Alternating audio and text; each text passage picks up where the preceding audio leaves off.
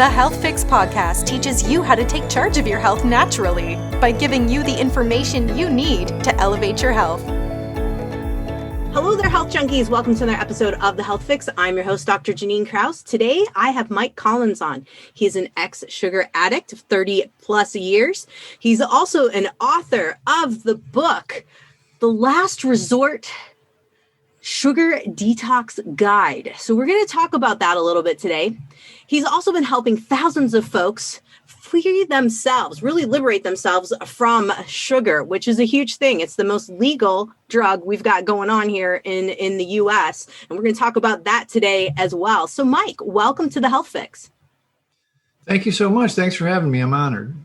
So of course, like every podcast, I love to tell the story of how you got into dedicating your life to helping people detox from sugar. And I saw a great blog post or a post on your website all about mom and her addiction to sugar and how that kind of struck quite a chord with you. Yeah, no, it's, I thought I grew up as a regular kid, like most of us did. I thought that, I thought having unfettered access to the sugar bowl where we could put as much sugar on the cereal as we wanted, and then scrape off a quarter or half an inch of sugar at the bottom with the milk was normal. And, but come to find out, a lot of people did grow up that way. Bread and butter and sugar sandwiches and Kool-Aid with 3 times the recipe called for. And, like you said, my mother was a sugar junkie. It's kind of a sad story. My grandmother died when she was just 8 years old. And they owned the country store across the way. And my grandfather made a deal with his cousin that if she came in the store, that she could have any candy she wanted. And it was a great gesture for an 8-year-old who had just lost her mom. But at the end of the day, the science wasn't in back then. Nobody really knew anything about all this. So it set up, literally a lifetime of her belief that sugar was love, right? So she just believed that for us and for everyone, and we had all kind of candy. I mean, it was well known that she loved candy and she got candy for gifts and that kind of thing. But we just, I didn't realize at that time that it was changing my state. Right. This is the important thing that we'll talk about as we move forward, that it was changing my state, how I felt, because it was in our house almost free and we could reach for it anytime we wanted. And but I ran into beer about 14 or 15 and I realized I knew that changed my state. I was kind of shy and I could talk to girls and it was we called it liquid courage. And so that party lasted till I was 28, and we can talk about that if you want. But the short version is I went right back to sugar, as most recovering people do. And when you look at it, I really believe that sugar was the original gateway drug and is the original gateway drug. And now the science is bearing that out. And so I went on to have a regular life. I did raise 2 kids sugar-free from the womb till they were about 6 years old. And then they never had it in the house, just outside birthday parties. And I really believe that helped their brain develop better. I mean, I'd be only bragging as a dad to tell you that experiment worked. As I'm not rocket scientist smart like they are, And so anyway, I bought the name sugaraddiction.com about 10 or 12 years ago. And I would give out the best information on the line. And it was really exciting stuff where I was doing all the research and that kind of stuff, but no one was really getting any help until I actually started coaching and having support groups. And that's where it really took off and and I started to develop a protocol that I had seen from now doing thousands of detoxes, what happens to folks during the process. And it's so akin to a regular recovery. And I say regular only just so that people have a frame of reference. The regular recovery from alcohol or drugs, that it's kind of scary. It's getting more and more pronounced the more and more late stage food addicts that I work with. And I've worked with, that's kind of how I started. I like podcasts simply because it gives me time to set up the cure, to get into the solution. I can talk about the how bad it is. But I think we can read that all on the internet. But, we don't have a meat is murder or that friends don't let friends drive drunk kind of thing where that instantaneously tells you, what's going, kind of a sound bite. It takes a little bit of setup because this information is new. The science around it is just exploding. So, yeah, I mean, it's a complex topic if you look at it that way. But when you really look at it, it comes down to just a couple simple points. So, yeah, it's exciting stuff. I mean, I don't know how I got tapped to be the anti-candy man, but here we are. I thought that was a great comment that you put on the website. So folks, on his website, he is kind of called himself the anti-candy man. But, it is a really good point that we kind of know some of the sugar concepts and we shouldn't eat it. But I really do think that a lot of people don't look at the effects of what it's doing to their brain chemistry in the moment without sleuthing through. Oh, I get tired. I go running for something sugary to boost me up, or I'm depressed. I'm stressed. Right. I'm sad. You name the emotion, and it seems that sugar tends to fill a void. Does that seem to be what you're seeing with all of the folks you've been helping? That's absolutely correct. And the problem is that people, like you said, don't realize it. They think it's life. Because this product is ubiquitous and damn near free, anyone can access it for really no marginal change in their economic status, that they can they just ingest it at a regular clip until you get to be really, then it actually gets expensive. But it's like, most folks are just kind of, and they also think that the maladies created from it are aging, and that the depression and the cycling of moods and, the acne and all of the other diabetes, they think this is kind of aging. They don't, they're not, I mean, diabetes, obviously they're starting to line up with the excess of sugar, but there's so many other things that people don't realize. I really believe that like 85% of all maladies, mental and physical, come from the ingestion of flour, sugar, and caffeine. And really what we're doing with the pills and the doctors and stuff, they're just trying to find antidotes for these products that have been legal and weave their way into our society over 300 years. Look, 300 years ago, the English started a cartel that El Chapo would have been proud of. They would go pick up the slaves in Africa and then go to the Caribbean and the Americas and pick up the sugar, molasses, rum, coffee, and tea, and come back. And the explosion of disease, obesity, and stuff in Great Britain at that time, and then all over the world, is just it's the thing legends. It's the thing history is made of. And no one alive remembers that. And even going back as close as the 50s and 60s, where no one was, very few, I mean, it was a real small minority of people were overweight or obese. I hate to date myself, but when I was in high school, there was maybe one or two people that were obese, and only a few that carried a few extra pounds, and they were usually probably linemen. So it's like, I don't, I mean, again, it takes a little bit of a setup for people to understand now that we're matching what a lot of people know. A minority of people knew over the years, but now the science is proving out. Sure. So that's a fun point, not a fun point, an interesting point, because my mom and dad would say the same thing. Very few folks, my dad's currently 84 years old, and my mom would have been in her late 70s should she have survived cancer. Now, here's an interesting tidbit, same kind of thing. She loved her sugar. However, she was very interested in natural medicine and things of that nature. And I grew up not having sugar, getting sugar, and then feeling really sick at parties and to the point of throwing up because I had no idea what this was. It was almost, now as I got into my 20s, 30s, 40s, I started to realize, that was kind of like alcohol poisoning. Very similar to it. In terms of my youth ages when I would go to a party and then so much candy. And then I found that when my mom was in her 30s and 40s, she stopped drinking, but turned to the sweets and treats. And I have to wonder, if the cancer didn't develop out of that. Now, the thing that she would always say, and I think I hear this from a lot of patients, and I would love to hear your thought process on this. She would say, oh, well, I'm just doing a little sugar and the rest is honey, molasses, and maple syrup.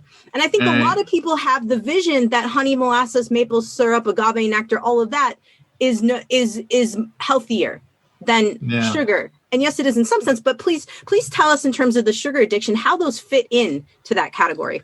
No, it's a very common thought process that your mom went through, and quitting drinking and starting on those things is very common as well. Happened to me, happens to most recovering folks. I mean, a couple of my coaches, same thing. And so basically what she's describing is really, let's do a delineation, okay? So the table sugar molecule is divided into two parts, glucose and fructose. Now, this is natural glucose and natural fructose in nature, but when you reduce it to a white powder, it's like cocaine. It's like the coca leaf and cocaine. So these are powdered versions of what is in fruit and what have you. And when you look at the fructose consumption, we all know what the glucose does. We all know the diabetes and the weight gain, the obesity, heart disease, about a million other things. That's pretty well documented now. But what is not less documented is the fructose effect on the nucleus accumbens and the brain chemicals, the dopamine, serotonin, norepinephrine, GABA, whereby as we ingest fructose, we get this, in scientific terms, it's called the dopamine receptors get thinned out. We have less of them. Okay, there's it's down-regulated, it's called. We have less dopamine. And so when we're trying to ingest sugar, we're not really trying to get a sweet taste. Yeah, we are getting a sweet taste. That's like the cruelest joke the universe ever played on this world, is that it tastes sweet. But really, we're after a dopamine hit. And when people finally separate those ideas that the possibility exists that they could be psychoactively addicted to a product that makes them feel a little bit better, then they get well. And when you talk, the things that your mom ingested are the things that we call borderline food. Well, no, we don't even call them borderline foods. Those are no, the fructose in agave is like 75%. Honey, most of it's not really honey. A lot of it's not really honey. It's high fructose corn syrup. It's fake. And the fructose is just as bad. The fructose in an orange juice hits the liver the same way as a Coca-Cola. It's like slams the liver. It's the only place that the fructose can be processed. It's not processed anywhere but the liver. It causes fatty liver. This is an alcoholic's disease where we have literally an epidemic of 5, 6, and 7-year-old children that have fatty liver. I mean, it's truly the science now on fructose is really where the whole thing pivots, the whole thing turns, hopefully, as podcasts like this get that information out there. And I've interviewed on my Quit Sugar Summits, which we've had now for 6 years, going on 7 years, all of the biggest guys in the whole sugar reduction, education, information, book writers, MDs, PhDs. And 2 of them I asked, is fructose a psychoactive drug? And they both said instantly yes, because the things that you mentioned, the molasses and all these stuff, they're very heavily in fructose, they have a lot of fructose in them. And now they even sell fructose. I mean, forget about high fructose corn syrup. That's like, that from the 80s has literally caused the obesity epidemic. Reason being is when you look at the amount of people that lose some weight, you've seen this. This is like lore in scientific history.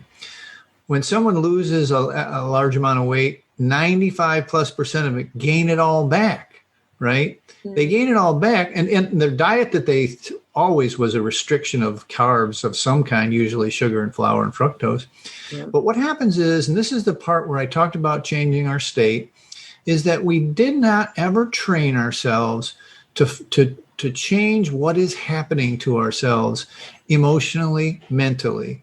We are literally, as we, let's say we get, we lost 50 pounds and we were moving forward 6 months later, and then a divorce, and then financial problems. And our go-to emotional management system was and is sugar. And we have not instituted a substitute for that, be it walking, running, yoga, some sort of dopamine producing system that usually takes effort, to be honest with you. They haven't replaced that with a new one. And because of that, we go back. We fall back to our old emotional management system. And if that one concept could just get out there. Now, look, if you look at the drugs and alcohol recovery, this is a very common tenet. That's why sometimes, not always, recovering people get this a little quicker, because if you're in a treatment center, that's very common to know that if you started using alcohol and drugs at 14 or 15, you stop growing emotionally. Your life will reflect it, your finances, your career, your relationships, all will reflect that you just are not emotionally mature. And so you have to go through a process like learning how to walk again, learning how to do your emotions again. And so what happens, think about now someone who's a baby, whose mom did this to them. They pointed to the TV, they didn't have time, they had other kids, they had a meeting. And so all of a sudden, now you understand that I have worry, sugar. I have pain, sugar. I'm scared, sugar. And you grow this emotional management system that is based on a substance. And you can only ask somebody that's lost 100 or 200 pounds that it had nothing to do with the food. Yes, they did have to eat whole food and go abstinent flour and sugar. But at the end of the day, their growth, their continuing making it a lifestyle was dependent upon them understanding that they had to grow emotionally. They had to get new ways to do this. So long story, I'll get off my soapbox, but for a really good question. And I just, that's kind of the core of the message, if you will. And it's, I'll answer any questions about it, but it's really important stuff. And I thank you for asking the question. No, it's one of those things. There are so many intricacies about sugar that we aren't taught, right? It's not something that's like 101 in school. It's almost like it's been hidden from us a little bit. I truly believe it's maybe, for lack of a better term, something that can satiate society a little bit, keep us in check a little bit, or help us to have some tool to self-soothe without dealing with what's upstairs. Now, one of the things that I get asked all the time in my office, and I would love to hear you speak on it, is the concept of how much sugar is added to our foods that we don't even know. If so many folks don't read their labels.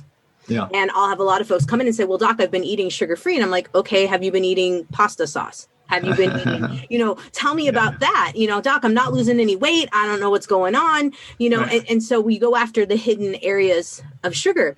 Can you speak a little bit to that and possibly even giving folks a little idea of how fructose plays into snack foods like chips and crackers and that stuff as well, like the flour? Yeah, I don't know. Maybe, I got it right here. Look at this. So you check out this book here, Salt, Sugar, and Fat by Michael Moss.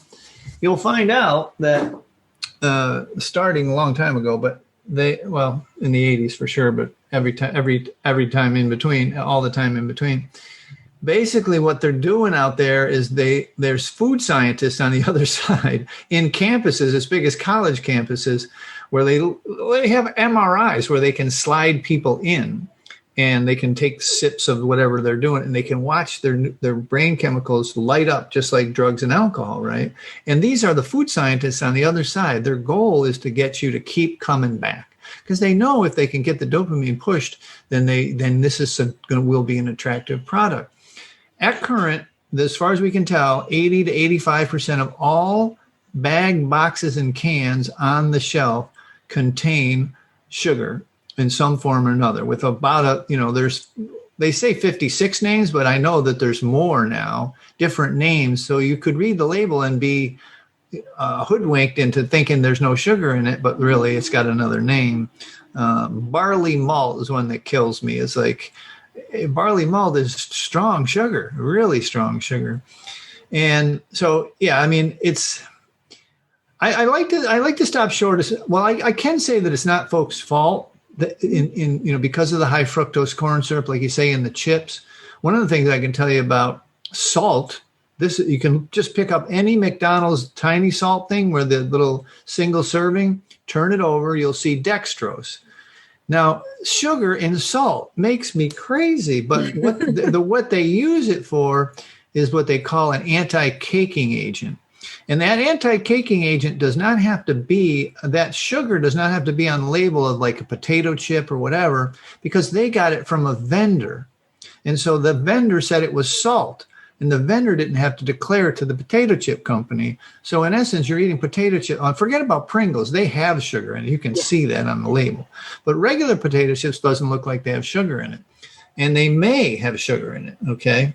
And so it's a minefield out there. And I go back to the history lessons. I'm a firm believer in and we can't figure out how we got in this mess till we figure out how we get out of this mess, till we figure out how we got in this mess, right? Socially, I mean, as a group of people, societally and individually, we can't figure it out. And you have to look at your own history and look at the history of how this got into your food. And the vigilance, the eternal vigilance required to go zero sugar is so hard. It's not, I mean, it's hard if you eat anything with a bag or a box or a can. But if you eat whole food from the outside of the grocery store, and sadly, a lot of people, myself included at the time, we weren't really used to cooking that much. I was a bachelor. I mean, I didn't really want to cook. I didn't really even know how to cook. So I was like, takeout is a minefield. You never know. Even when the guy tells you that it has no sugar in the sauce or no sugar for this, seasonings. I mean, just read an Old Bay label. It's got sugar in it. Everything has sugar in it. Ketchup. Why ketchup? And anyway, I could go on, but you get it. It's like, in order to get to the other side, there's this, I call it a period of, I call it a scratch test. And, if you went to the allergist, they'd scratch you for pollen and dust and ragweed or whatever. Our scratch test is to go abstinent, flour, sugar, 30, 60, or 90 days, right? And just see how you feel, to see what happens. And then if you want to do one thing, say it's, I don't know, spelt flour, or you want to try one potato chip or whatever, try it and see what happens.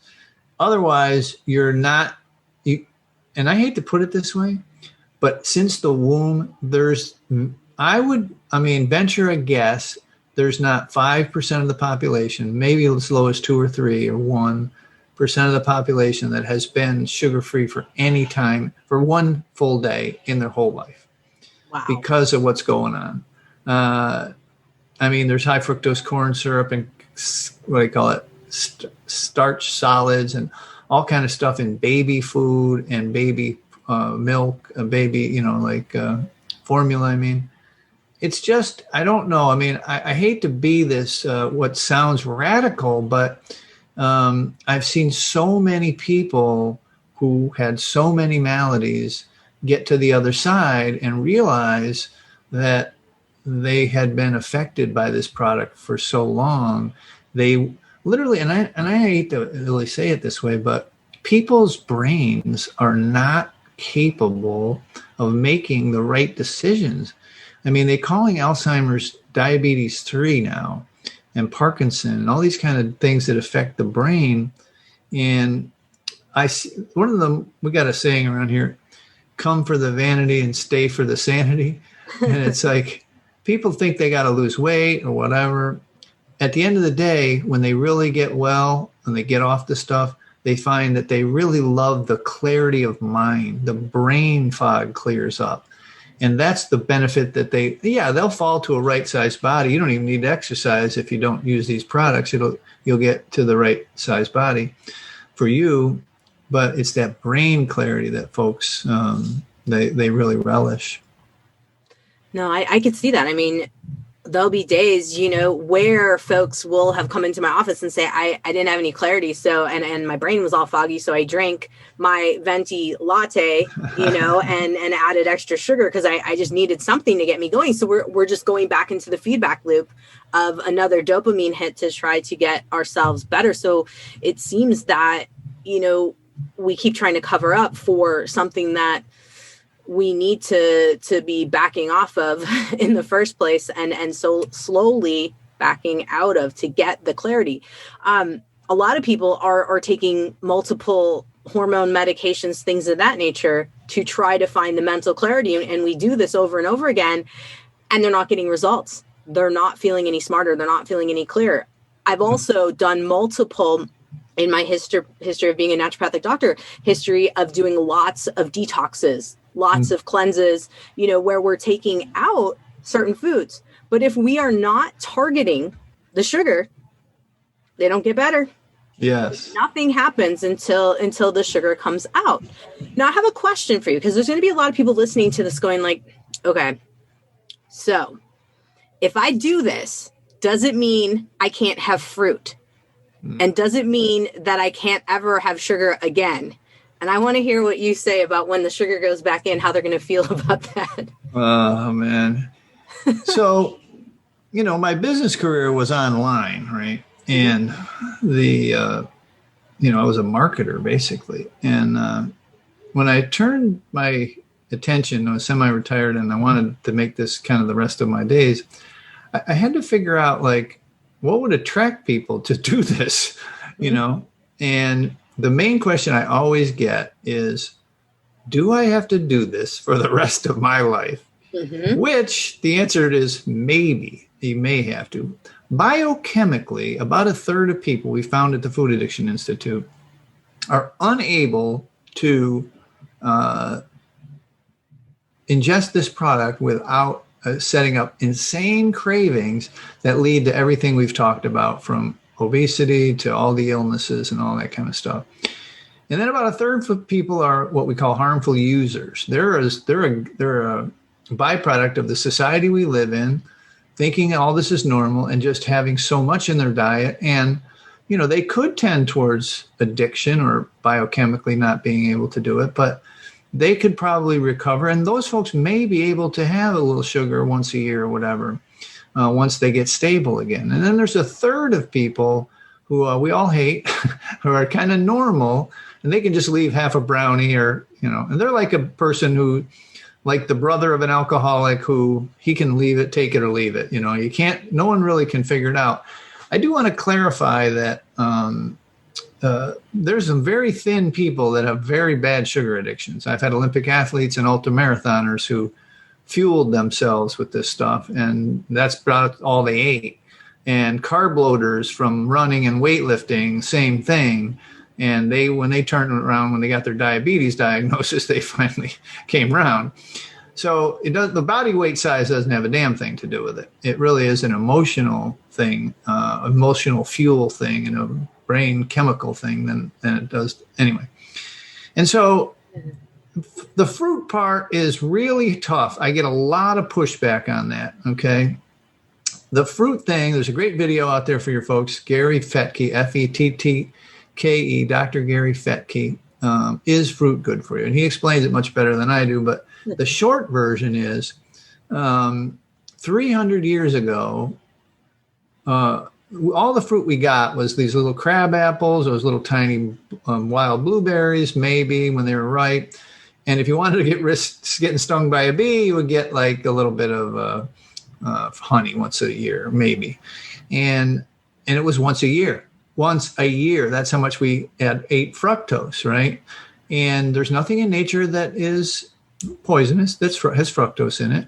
So indeed, mother's milk is sweet. So we are attracted to sweetness, okay? Except like I said, the cruelest joke the universe ever played on us, that this is literally the delivery system now is co-opted with this product.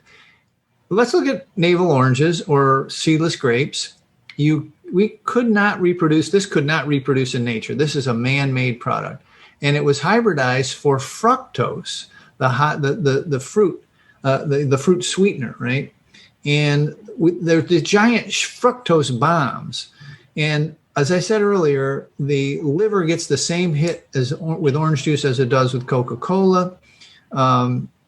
Fructose is the one that's affecting this nucleus accumbens.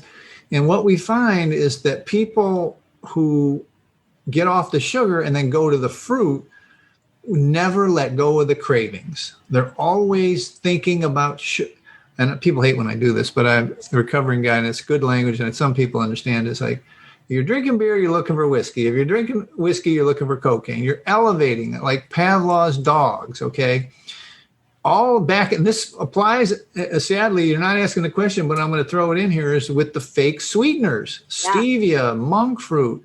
The body gets this hit of like sweetness, and you've got to uncouple this feeling, this thought process, this emotional dopamine hit, because so long they've been what they call wired together, fired together. We've grooved a neural pathway in our brain that says, I'm feeling not that great, and I'll have a little bit of flour, and now I could use some sugar.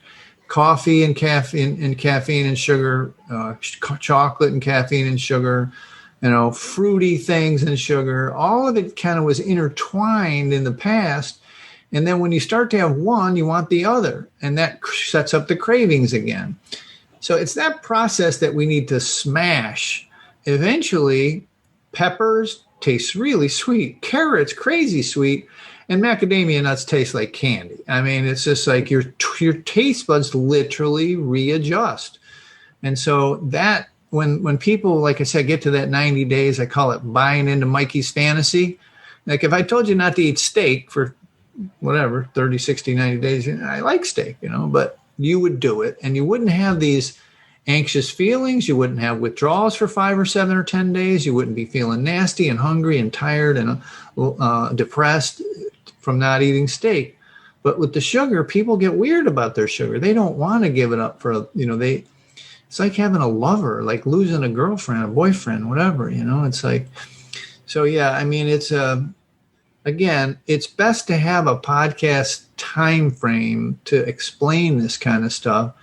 And a lot of people still will write it off as that guy is a freaking fanatic, and I get that all the time, and I'm okay with it now because of the success stories, because so many people write me and call me and email me and whatever, showing that they, bought into Mikey's fantasy and they did it. And then all of a sudden they don't want to go back because they're falling to a right sized body. Their brain fog cleared up. So, yeah, I mean, the fruit is hard. I got to say it, people, Dr. Fecky says it real good. Back about 30 years ago, there was the green grocer. And then somehow a marketing technique got it into being fruits and veg. Mm-hmm. So they were combined at some level, when in reality, they're completely different. Green vegetables are completely different than, heavy amounts of high fructose fruits. Forget about dried fruit. Dried fruit is like candy. Yeah. That's just straight candy. It's straight fructose, granulated almost fructose. And then I don't have to explain the high fructose corn syrup, but nowadays they have, instead of using like powdered sugar, they have actually powdered and granulated fructose, which that's got to be like mainline and cocaine. I'm glad they didn't have that back in my day. Anyway. I've always wondered, even back in the day when this is probably one of the errors that a lot of people who are trying to be health conscious in the 80s and 90s didn't realize, that fructose sugar was not really that good for you. Because I can remember going with my mom to our little natural food store in Illinois where I grew up, and there was the bulk part that said fructose. And even as a grade schooler, I was learning about my glucose molecules and things of that nature. And I kept saying to her, like, why would you want just that kind of sugar versus another sugar? I didn't really know, one thing or the other. Yeah. I was actually at the store with her just because it was interesting and different. I didn't really want, I'm like, I don't really know if I want this stuff. But yeah, it was interesting that they back in, I swear it had been mid to late 80s to early 90s that I can remember of having the bulk of the fructose powder, even back in those stores then. Oh, yeah. I mean, the amount of fructose increases literally with the obesity rate. It's like it goes straight up and to the right. The amount of fructose in the diet, in the American or worldwide diet, tracks almost identically parallel over the years from the 80s to now, as it grew. And this was I don't know. it was a boom for the food manufacturers who were all being bought up by the tobacco companies after that litigation. And all of a sudden now they can use their addiction model to market foods and everything that we've talked about, from fructose to, one thing people are starting to realize is the sugar sweetened beverages is finally taking a dip, but the candy and everything is up during the pandemic. Sugar sales are up, candy sales are up, along with alcohol, but they're all up. Not that I escaped it. Let's see, 30 years ago, that would have been in the mid 80s, I quit. So, but yeah, I mean, I escaped a lot of the fructose, the heavy fructose in the food and in the sweets and in the candies and the sodas. And I don't know, maybe I wouldn't have made it out, because I just see so many people so addicted. I mean, losing limbs, going blind, getting diabetes diagnosis, 200 pounds overweight. Doc says you're going to die this year if you don't stop, and they can't stop. I mean, that's the definition of addiction. And it's Dr. Lustig, who's probably the de facto leader of all this, had that YouTube video go viral 11 years ago, or 10, I don't know. It's got 11 million views now. And it was really literally a 90-minute kind of boring college lecture about fructose. And so, that's where I think the next frontier is for people to understand the division between the glucose and the fructose part of the sugar molecule. Yeah. Yeah, no, I agree. I mean, as a naturopath, I do tend to find that even there's some people with fructose sensitivity. So having an allergy to fructose, and I can't help but think that it's because they've developed it, leaky gut, things of that nature over time, and had copious amounts of it. But I do have some folks that have, fructose allergies and conditions in that nature, where they've had to cut out fructose ingredients as a whole, and they do better, and they lose weight, and they start feeling good. And it's going, It's so crazy. I mean, I'm glad you brought that up, because for the life of me, cannot understand that fructose malabsorption and fructose intolerance has been around for a while. It's actually in the DSMs. It's actually a malady, and you can get a breath test on Amazon just to test yourself to see if you have fructose malabsorption. And still, for doctors, it's a very hard thing to diagnose. Very few people catch it. Like, they don't really ascribe the whatever issues, IBS or whatever, to fructose malabsorption.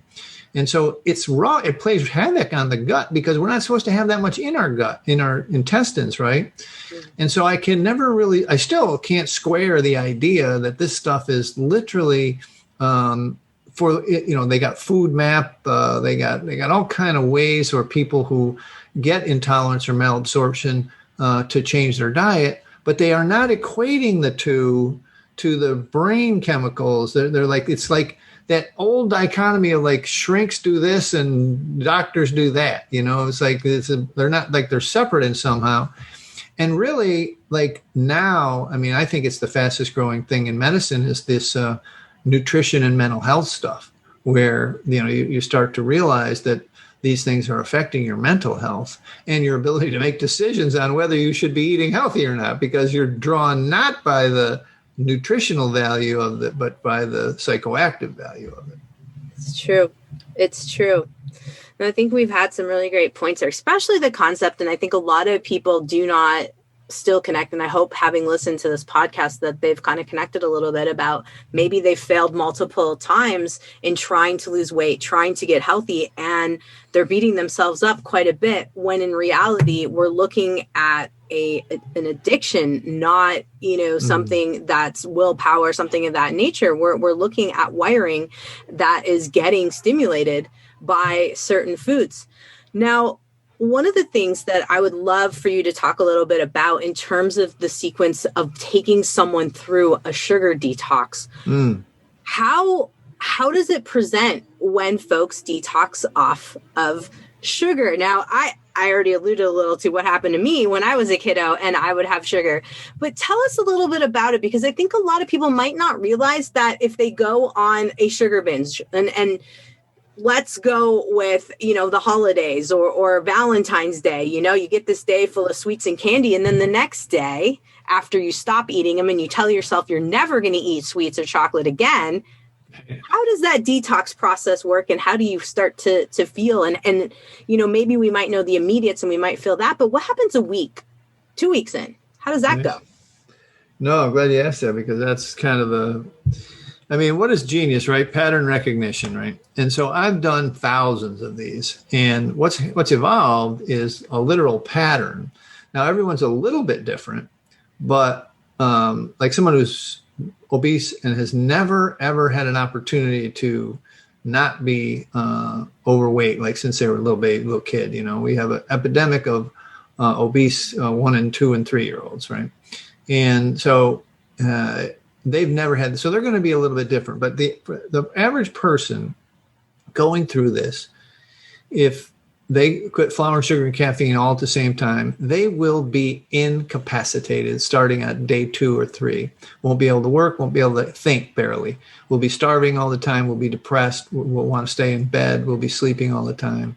And that process lasts about, depending on the person, now everybody's a little bit different. And not everybody goes through this, but I think that people that don't go through it are athletes who substitute their athletics. They came in with a strong athletic practice and they can get through it better. And then some people, like, it takes that time to work out of their gut. And that's a terrible way to put it, but it's true. Mm-hmm. Their time release takes time. So this doesn't happen for them to days 8, 9, 10, 11, or beyond. But eventually this happens to most people, where they have a process where they're literally withdrawing from a drug. And I like to tell people to think about nicotine and not heroin or alcohol. It's not going to kill you. It's nasty. It's inconvenient, but it's really not going to kill you. And if you know that this stuff is coming, then you can plan for it. You can plan to take some time off, or hibernate, do whatever. And so that beginning process is about between day 0 and 15. And it's physical. It's really physical. It's not, now the mental part is interesting, because you need to immediately start substituting walking, yoga. People are going to need an emotional fix, meaning this is what we've been trained to do for years. This has been our emotional management system for years, decades probably. And if you don't start substituting right away, meaning you're really angry, hangry, hungry, tired, lonely, all of these things start coming up in the middle of your detox, you got to get out and take a walk. You got to go to yoga. You got to get a hug. You got to watch a sunset. You got to do something that will produce more dopamine again. And if you continue to do that and continue to substitute in that way, then you're going to come out on the other side with a set of tools that you can use when the going gets tough. And the going will get tough, okay? So after day 15, what happens is sometimes it's the physical symptoms have subsided and you're on something we call a pink cloud. And a pink cloud means you feel so good physically that you start thinking mentally, I got this. That was not that bad. I can have a little something with my daughter's birthday or whatever. Well, I come to find out you can't, and you need to stick with the program and stay with the program. And then after days 30, 60, or 90, it's really the emotional management system at that point. That's where the real metal, that's where the studies get turned upside down, where the people, they'll lose the weight and then they gain it all back. This is where that happens. We call it days 30 or 60 or 90, all the way to 365, where you are working in another tribe. Because remember, well, I'm going to tell you that maybe I didn't say it, but this takes an inordinate amount of support. We are outliers still. We are, people think we're crazy. You quit drinking. Yeah. You quit smoking. Rah. You quit using sugar, people are like, are you crazy? What's wrong with you? Where do you get your glucose? Blah, blah, blah. Where are we going to, how are we going to eat? What do I make you? Yeah. Yeah. What can I make you? And it does. It's inconvenient for the family. A lot of times you're the only person in your family or anyone you know in your circle of workmates or friends or whatever and family. And you're it. And you've kind of come to this conclusion through your own research, through your own body, and you're wanting to change. So you have to join another tribe. You have to have people that are there to help you, that have been through this before, who don't think you're crazy, who don't think, oh, you can have a little, that moderation will work, blah, blah. I mean, it's a lot of myth destroying. It's a lot of myth reordering. It's a lot of, like any new group of people, you have a different set of norms, and you got to get involved in that group's norms as opposed to the norms of the people who around you who are probably tired, sick, and fat and unhealthy. And that group of people is not the group of people that should be giving you advice or should be like trying to convince you that you can have one, or I baked this for you, and it goes on forever. And I want to throw in here is it goes on forever because now this is our culture. It evolved over 300 years. There's no one alive that doesn't know this birth to death is every celebration and almost every food has sugar. You are an outlier. You're going to be separate, and it's going to take time. You're in the tech world, call it an early adopter. You're an early adopter to something that, like seatbelts in cars, like drinking and driving, smoking in public places, condoms in bathrooms. This is something that science now says, look, this is not healthy, and it doesn't work the way it used to as we came through it, and it didn't evolve. It evolved so that now you got to wear a condom. Now you can't drink and drive. Now you can't. Every time you get into a car with a 9-year-old and don't put your seatbelt on, what's that kid going to say? Dad, put your seatbelt on. Well, fingers crossed that that's what the kids are saying, 20 years from now about the sugar. But the bottom line is the process, the solution is a little counterintuitive. Everybody always asks for a diet plan. What do I eat? And what's the exercise plan? And I tell them, this is not a diet plan. This is a lifestyle. And you've got to adopt certain, it's almost like I say the folks, they like, if you search them back, and I usually just say this at the end, but they're usually kind of pioneers. The ones that succeed, you look at their scholastics or their athletics or their career or their mom, if they're a good mom, or their whatever, they're a little bit of a rebel. They're not afraid to do their own research and say, I don't want to hear it from their family or their workmates or whatever. And they're willing to go join another crowd, whether it's, like I say, they go, I was taking my kids to school. They said they were going to play rugby. And I'm like, rugby? But when they joined that tribe, a lot of things, they grew differently. Things changed. It was like, it's like, you've got to be able to do that. You've got to be able to be willing to do that. Otherwise, and I've tried this, like I said earlier, with just books and information, it's not enough. It's just not enough. So, people ask me, what's the main ingredient? I said, the main ingredient is community. The main ingredient is somebody that's doing this with you, because, all the rest of it's on Google, if you want. I think that's really important. Having a tribe, having someone you can talk with, having someone you can relate with, going through the same struggles as well. So having said that, now I know that you have a course, the 30-day Sugar Detox, yeah, which folks can get online for $97, right? That's what I saw. 97, yeah. And so this is where they could reach out to get some help. In terms of the 30-day detox, do they get some one-on-one? Do they get a Facebook group that they work with? How does it work to find your community to help you to detox off of sugar? That's a great question. We have an alliance now with an app company that's building health groups. And so they deliver for us. I come into your inbox every day for 30 days and walk you through what's going on now. It's literally a compendium of everything we've ever done. And so I can tell you on day 6, it's going to be like this, on day 10, blah, blah, blah, all the way through. But more importantly, like you mentioned, we have Zoom meetings every weeknight. Well, not night, so we spread it out because we have people in Great Britain and Australia. So it's all during the day. During the week, we have meetings on Zoom. And we have a forum with 7,500 people in it. Wow. And those people have from 1 day to 5 years. And I'm in there all the time because I have someone else handle the internet stuff. I really like the coaching part. So I'm in there helping people out.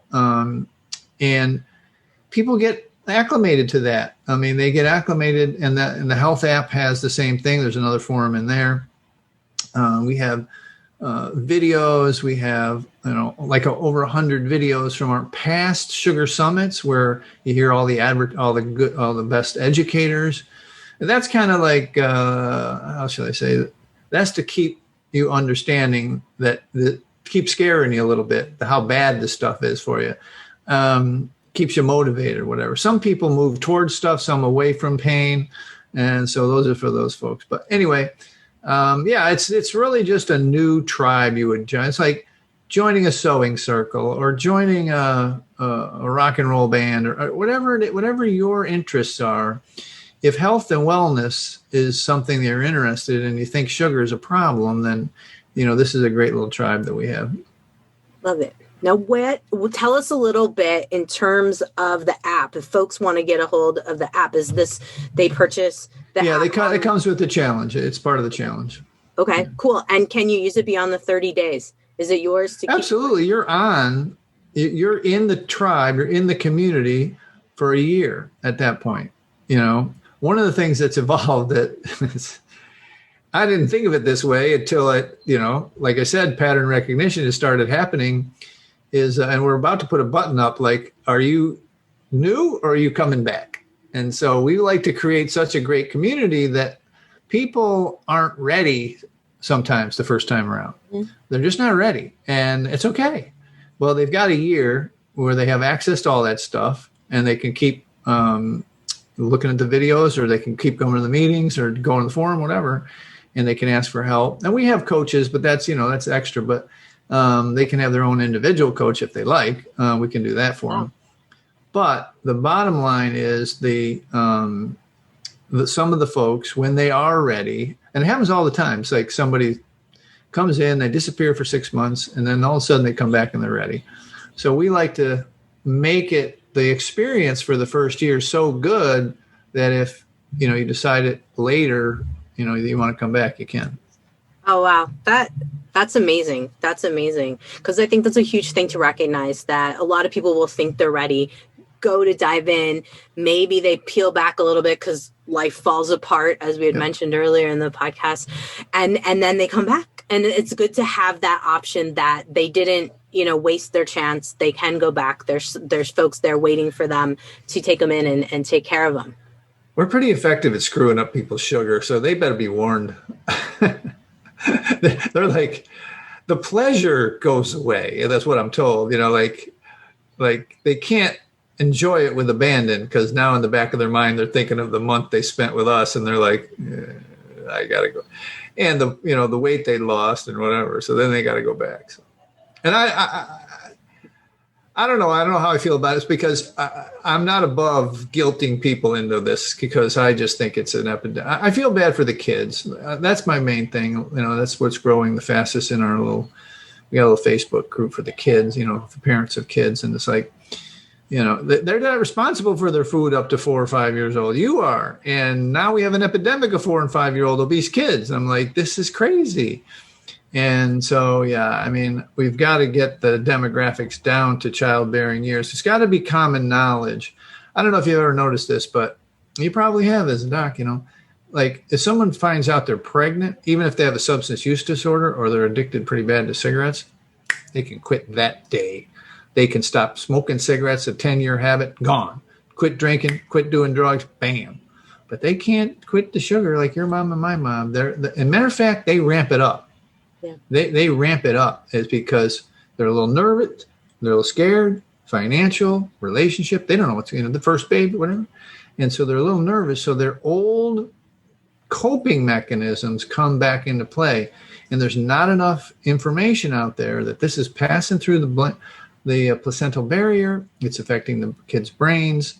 That first 1,000 days, this is part of the guilt trip. So in case you're interested, you want to bow out. But this is like, the first 1,000 days, the brain grows so much, and we need to get the education down to the childbearing women. So that's part of what we're up to. But yeah, I mean, it's, I hate being thought of as a fanatic, but I'm almost to the point with so many success stories that, this, I think, as Dr. Lustig said, this is a tectonic shift that we're only 30 years, he says 30 years, we're only 5 or 6 years into it. And, it's going to happen one way or the other. It's just when the tipping point's going to be, the tobacco stuff. I don't know if people know this, but before the tobacco litigation started, the 43% of Americans smoked, and after it, and today only 14%. So it was that awareness piece, like social media, like whatever, where people said, wow, I get it now, so. Yep. One awareness piece at a time. And definitely you are doing an amazing job. I love the sugaraddiction.com website, and knowing that, now I can refer folks for $97 and they've got an app right there that can help them. It helps doctors like me too, to have someone else that can help my patients with accountability. That's huge. And you're doing a great service for all of us who need the help for our patients, and even for ourselves too, because I would venture to say that even, myself, other doctors included, even though we're in the natural medicine world, we tend to, go after caffeine and sugar to keep us going, to keep seeing the next patient, to keep our energy up. And it's a problem within the medical field. We wouldn't have obese doctors and nurses and nutritionists if this wasn't an entire pandemic of issues. I think this is just as much as COVID pandemic, it's a sugar pandemic. Right. No, it's a true thing. I mean, it's a true story. I've probably been on 100 podcasts, and maybe 50 of them, including heavy duty addiction recovery podcasts. At halfway point, or, near the end, the host always says, the only reason I wanted to have you on because I'm having trouble with my sugar. It's like, I got coaches that are therapists. I have coaches that are doctors, MDs. It's like exactly what you said. They're like, it doesn't discriminate. I'll put it that way. It doesn't care if you're socioeconomic or you're whatever. What would you recommend? Say someone's listening right now, they're pre-diabetic or diabetic and on maybe even a couple different medications trying to control their blood sugar. What would you recommend to them for working in your program? How would they get the care that they needed in terms of, or support that they needed in this case? But we have a lot of diabetes to put into remission, a lot of people getting alpha SSRIs, and we do that in conjunction with their current doctor. I've never met, and I don't think, and I always say this, I don't think there's a doctor on the planet that says cutting back on your sugar is not going to help in some way, that's pretty good for you, and that they're going to say, oh no, you should keep eating more sugar. They're not going to say that. So I don't think, but I think you should always check, right? You should check with them and then work with them, tell them that a lot of people go in, the doctor is like, what have you been doing? These labs are insane. I've never seen this happen before. And you say, well, I quit sugar. And they're like, okay, and then they get off whatever meds that, the doc tells them, not us. We're not part of that, but again, we have good cooperation because they see such good results, both the people and the physicians. Good deal. Good deal. All right. Well, Mike, we have went through so many different things related to sugar addictions and all kinds of different avenues. I have a feering we probably could talk for about 5 more hours think so. On this topic. So. Would you tell folks a little bit of, in addition to sugaraddiction.com, where else can folks find you online if they're looking for information, all of the details, so that we can direct folks to you properly? Yeah. Sugaraddiction.com is the main place, but we have twice a year something called the Quit Sugar Summit. It's at quitsugarsummit.com. This year in September will be our seventh event. And so that is at Quit Sugar Summit. If you leave your email, we'll give you some information about when the next one is. But And I'm at Sugar Free Man on almost every social media platform out there, Twitter, Instagram. And at Clubhouse, if anybody's new on Clubhouse, it's just at Mike Collins. All right. We will see you over there. Thank you, Mike, so much for coming on the podcast. I really appreciate it and all of your hard work. It's definitely a great resource for doctors like me and for folks out there to help quit their sugar addiction. Thank you. And thank you for having me. I was honored. Hey, health junkies, I hope you enjoyed my podcast. If you want to continue the conversation based on what topic I'm talking about at any given time on the Health Fix podcast, head over to my Facebook group, Find Your Health Fix. It's where we are talking about what's going on in health, what I'm talking about in the podcast, and I love to answer questions there. So come hang out and join the conversation. And by the way, right now I have a free Manage Your Stress Naturally course that you can grab on my website at drjkrausend.com, because so many people are stressed out right now, and really it has to do with the basics, your routines and simple habits that are messing you up. So head on over to drjkrausend.com and go check out my free course on managing stress naturally. All right, folks, have a great day, whatever you're doing. Subscribe, rate, and share info.